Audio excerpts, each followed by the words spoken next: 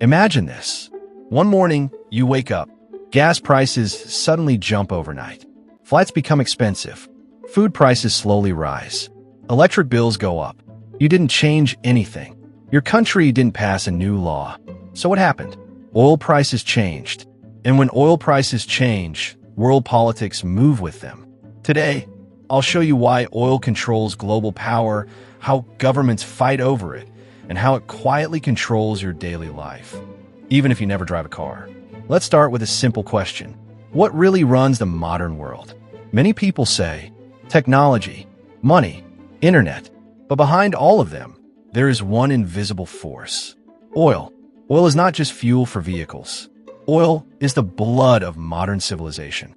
Oil is everywhere. Oil runs cars and trucks that move people and goods, planes and ships that connect countries, factories that make clothes, phones, and machines, power plants that produce electricity, military tanks, fighter jets, and warships. If oil suddenly disappears today, the world would stop within days. No transport, no factories, no stable electricity, no military movement. That's how powerful oil is. Why countries fight over oil? Because oil controls economic growth, military strength, political power.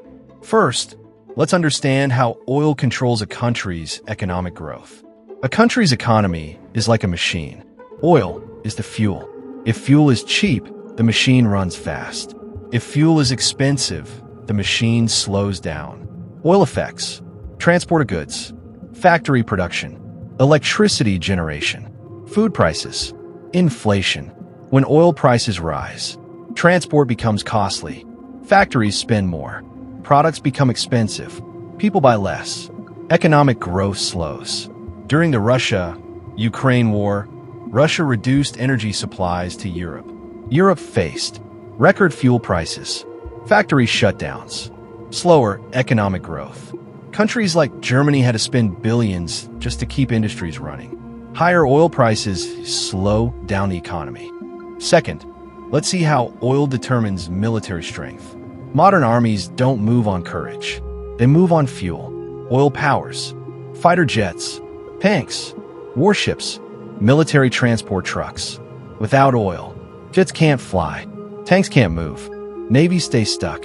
In the Russia-Ukraine war, both sides faced fuel shortages. Ukraine received fuel support from the United States and allies.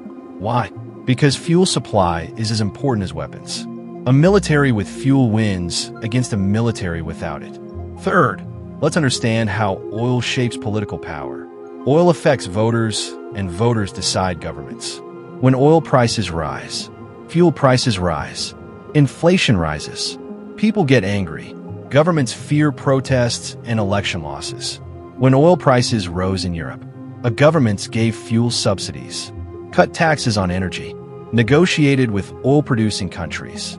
Politicians acted fast, because oil prices can end political careers. Countries don't just buy oil like normal products.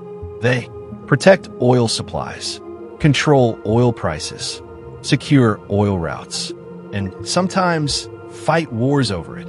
Feeling confused? Don't worry. Let me explain this in a very simple way. Stay with me.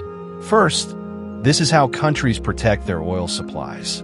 Countries treat oil like national security. Military bases near oil regions. Naval patrols on oil routes. Alliances with oil-rich countries. The United States Navy patrols the Persian Gulf to keep oil flowing. Not for charity, for global stability and its own economy. How countries control oil prices. Oil prices are not purely free market. Major producers coordinate supply. How control happens. Increase supply, prices fall. Cut supply, prices rise. When OPEC reduced oil production, global prices jumped. Inflation increased worldwide. Western governments panicked. One decision. Millions of people felt the impact. Control the route, and you control the oil. Most oil moves through narrow sea routes, vulnerable shipping lanes. If blocked, prices explode in hours. Tensions near the Red Sea and Persian Gulf immediately pushed oil prices up, even without full war. Fear alone moved markets. Right now, global markets are in a state of high alert because of a big conflict involving the United States, Israel, and Iran in the Middle East. And this is affecting oil prices even without a full-blown war. Why just fear can move markets? Imagine a highway used by millions every day. If there's news of an accident or someone threatening to block that road, people stop using it, even before anything serious happens. Markets behave the same way with oil. When traders fear that Saudi, Iranian, or Gulf oil might not flow freely, prices rise immediately. It doesn't need to be actual damage. Just the possibility of interruption is enough. That's because traders, countries, and companies don't want to be caught short of oil, and they pay more to secure it early. The Strait of Hormuz, the oil superhighway. Picture a narrow bridge through which 1 out of every 5 oil barrels in the world must pass. If that bridge gets blocked, redirected, or slowed down, the global oil supply drops. Prices shoot up because there's less oil available than the world expects. So when Iran threatens to block or disrupt that route due to conflict with the US and Israel, oil prices jump, even if no one has physically closed it. Who controls? Oil controls power. Let's understand oil politics like a simple game, not complicated theory. In this game, there are 3 types of players, and when these players interact, power shifts, prices change, and conflicts start. Player 1, oil-producing countries. These are countries that have oil underground. Examples include Saudi Arabia, Russia, or Iran. Why they're powerful? Oil producers can decide how much oil to sell, when to reduce supply, when to increase prices. When producers reduce supply, prices rise globally. That gives them money, political leverage, negotiating power. Player 2, oil-consuming countries. These are countries that need huge amounts of oil to run their economy. Examples: United States, Germany, Japan. Why they feel pressure? These countries need oil every day, cannot suddenly stop using it, depend on imports. When oil prices rise, inflation increases, public anger grows, governments face elections.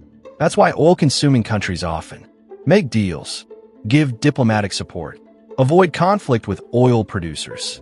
Player 3, countries that control oil routes. Oil is useless if it can't move. Oil must travel through narrow sea routes, pipelines, shipping lanes.